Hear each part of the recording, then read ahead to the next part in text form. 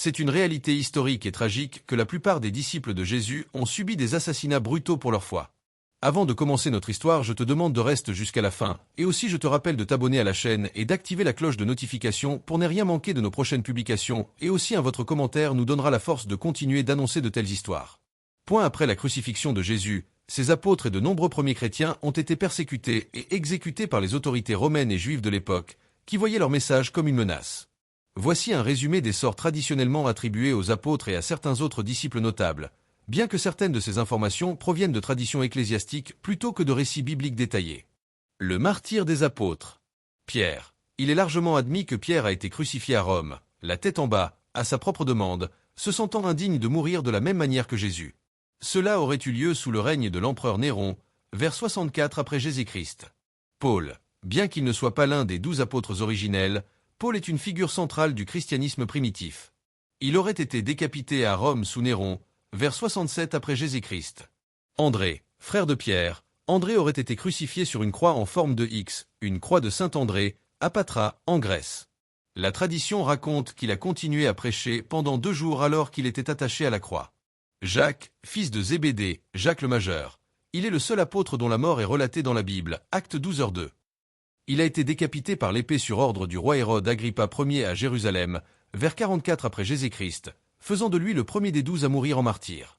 Jean, le frère de Jacques et le disciple que Jésus aimait.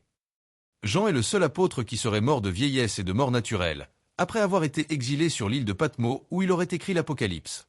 Cependant, la tradition rapporte qu'il a subi des tentatives de martyr, comme être plongé dans de l'huile bouillante à Rome, mais qu'il a miraculeusement survécu. Philippe, il aurait été lapidé puis crucifié, la tête en bas, en Phrygie, actuelle Turquie. Bartholomée, Nathanaël. La tradition la plus courante veut qu'il ait été écorché vif, puis crucifié et décapité en Arménie pour sa prédication. Thomas, connu pour son scepticisme initial, Thomas aurait voyagé jusqu'en Inde pour prêcher l'Évangile. Il y serait mort, transpercé par une lance. Matthieu, l'ancien collecteur d'impôts, Matthieu, aurait subi le martyre en Éthiopie, tué par une épée. Jacques, fils d'Alphée, Jacques le mineur, il était le chef de l'église de Jérusalem.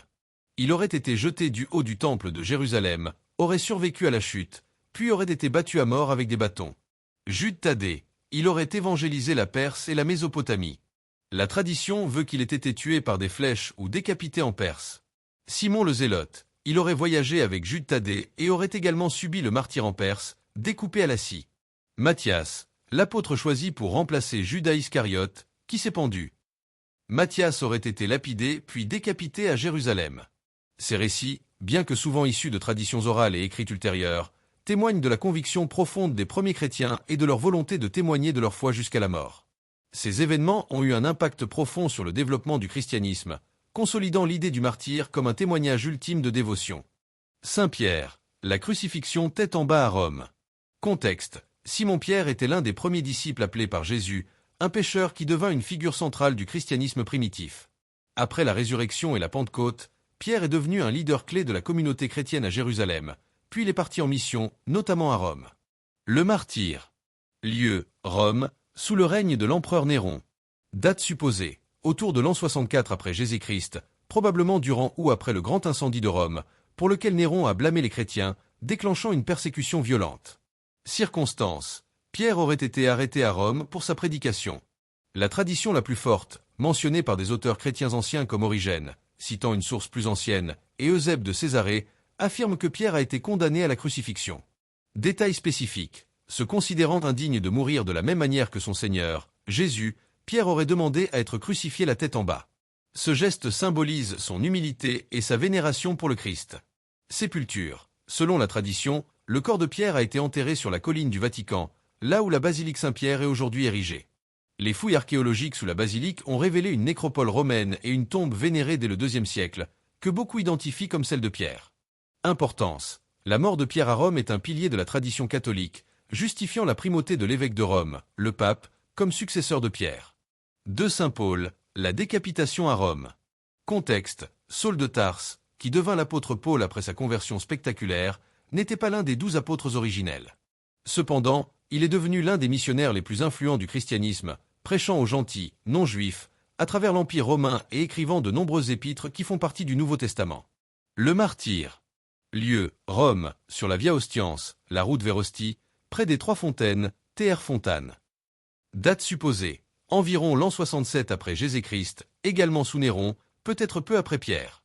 Circonstances, en tant que citoyen romain, Paul bénéficiait du droit de ne pas être crucifié. Sa peine de mort a donc été la décapitation par l'épée, une forme d'exécution considérée comme plus honorable. Détail spécifique, la tradition rapporte que, lorsque sa tête fut coupée, elle aurait rebondi 3 fois, et à chaque endroit où elle touchait le sol, une source d'eau aurait jailli, d'où le nom Tr. Fontane. Sépulture. Il aurait été enterré sur le site de l'actuelle basilique Saint-Paul-Hors-les-Murs, dont la crypte contient, selon la tradition, son tombeau.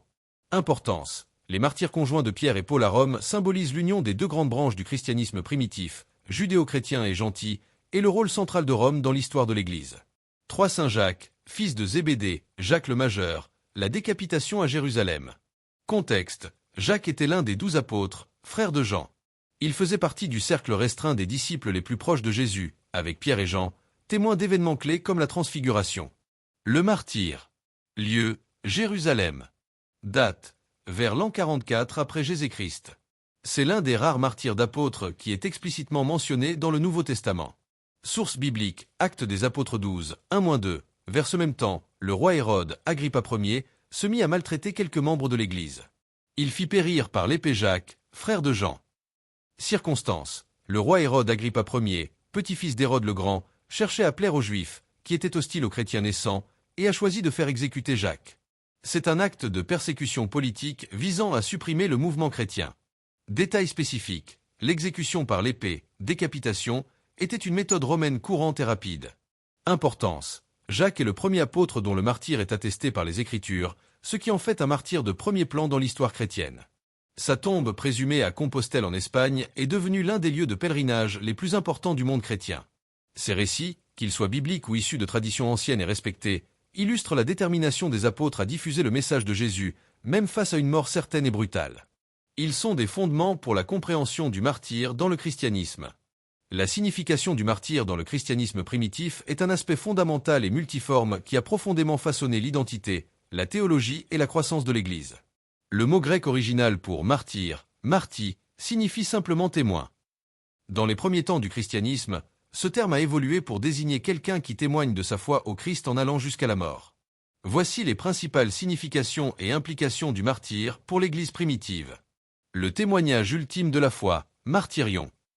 Imitation du Christ. Le martyr était vu comme l'imitation la plus parfaite de Jésus-Christ, qui a lui-même subi la passion et la mort par amour et obéissance à Dieu. Mourir pour le Christ, c'était participer à sa souffrance et à sa victoire. Les martyrs étaient considérés comme des alter Christus, autres Christ. Preuve de l'authenticité. En refusant de renoncer à leur foi face à la torture et à la mort, les martyrs démontraient la sincérité et la force de leurs convictions. Leur mort n'était pas un suicide, ce que les chrétiens condamnaient, mais une preuve de la vérité de l'Évangile. Témoignage public. Les arènes et les lieux d'exécution sont devenus des scènes de témoignage public. La constance et la joie des martyrs face à la mort ont souvent impressionné les spectateurs, et il existe des récits de conversion ayant eu lieu sur le lieu même du martyr. La semence de l'Église. La célèbre phrase de Tertullien, fin du IIe siècle, « Le sang des martyrs est la semence de l'Église, sanguis martyrum semen Christianorum » résume parfaitement cette idée. Loin d'étouffer le christianisme, les persécutions et le martyr ont paradoxalement contribué à sa croissance. La fermeté des martyrs incitait d'autres à examiner et à embrasser la foi. L'accès direct au ciel. Dans la théologie primitive, le martyr était considéré comme un baptême par le sang, baptême de désir pour ceux qui n'avaient pas été baptisés par l'eau.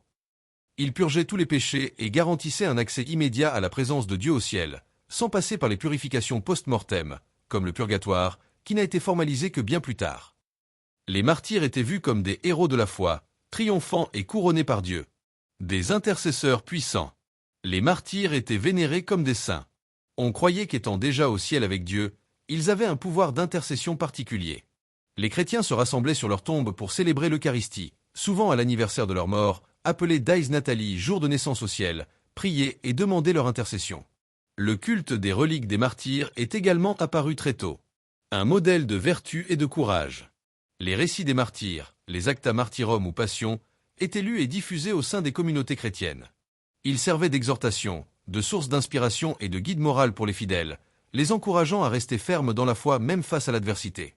Il montrait que la vie chrétienne exigeait une fidélité absolue à Dieu, quelles qu'en soient les conséquences.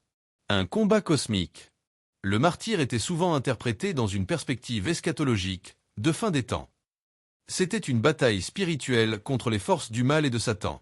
Chaque martyr, en résistant au diable et à ses agents, les persécuteurs, contribuait à la victoire finale du Christ et à l'avènement du royaume de Dieu.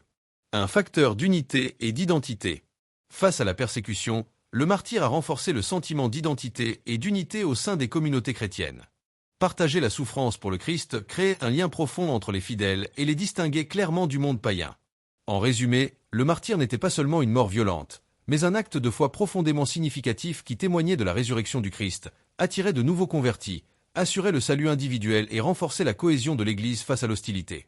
C'est pourquoi l'âge des martyrs est souvent appelé l'âge d'or de l'Église primitive, car c'est durant cette période qu'elle a prouvé sa vitalité et sa puissance spirituelle. Les sources historiques concernant les récits de martyrs des apôtres et des premiers chrétiens sont variées et de nature diverse. Il est important de les aborder avec un esprit critique, en distinguant les récits contemporains ou presque contemporains, des traditions orales et des légendes pieuses qui ont pu se développer au fil des siècles. Voici les principales catégories de sources. 1. Le Nouveau Testament. C'est la source la plus ancienne et la plus fiable pour certains martyrs. Actes des apôtres. Le livre des Actes ne donne des détails sur la mort que de deux figures clés. Jacques, fils de Zébédée, Jacques le Majeur. Acte 12. 1-2 rapporte clairement son exécution par Hérode Agrippa Ier vers 44 après Jésus-Christ. Il fit périr par l'épée Jacques, frère de Jean. C'est la seule mort d'apôtre relatée directement dans le Nouveau Testament. Étienne, bien qu'il ne soit pas un apôtre, son martyre, lapidation, est décrit en détail dans Actes 6-7. Indice dans les épîtres, les lettres de Paul, par exemple, mentionnent les souffrances qu'il a endurées, les emprisonnements, les flagellations, etc., mais ne décrivent pas son martyre final. La tradition de sa décapitation à Rome est issue de sources ultérieures. 2. Les pères apostoliques et écrivains chrétiens du IIe siècle.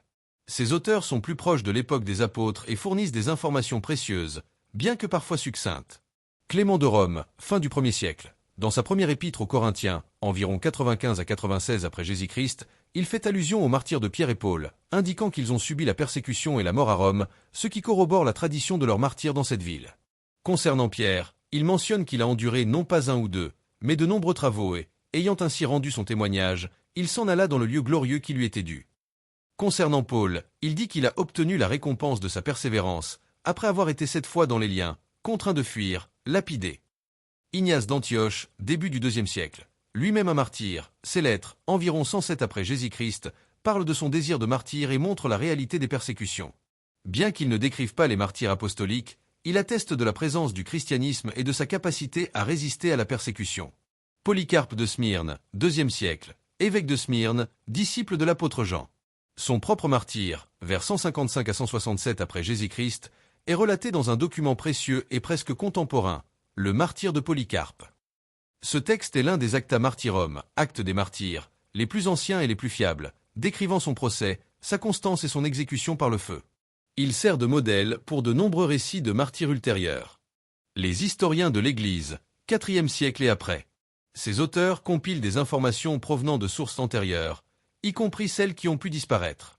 Ils sont cruciaux, mais doivent être lus en gardant à l'esprit qu'ils peuvent aussi intégrer des traditions plus tardives.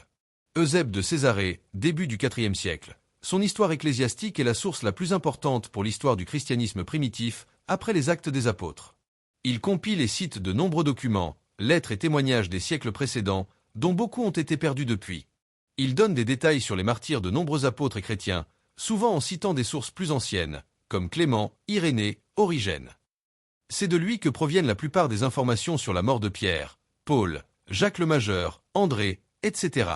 Par exemple, il rapporte l'exécution de Jacques, frère du Seigneur, Jacques le Mineur, citant l'historien juif Flavius Joseph. Flavius Joseph, 1er siècle, historien juif. Bien qu'il ne soit pas chrétien, ses antiquités judaïques sont une source externe cruciale. Il mentionne l'exécution de Jacques, le frère de Jésus, Jacques le Mineur, par le grand prêtre Anano, en 62 après Jésus-Christ. C'est une confirmation indépendante et non chrétienne d'un martyr apostolique. En conclusion, si la réalité du martyr de nombreux apôtres est attestée par des sources anciennes et crédibles, notamment pour Pierre, Paul et les deux Jacques, les détails spécifiques de la mort de certains apôtres proviennent de traditions qui, si elles sont vénérables, sont parfois moins solidement fondées historiquement et se sont développées au fil des siècles. La force de ces récits réside moins dans leur exactitude factuelle parfaite que dans leur valeur de témoignage de la foi et de la conviction des premiers chrétiens face à la mort.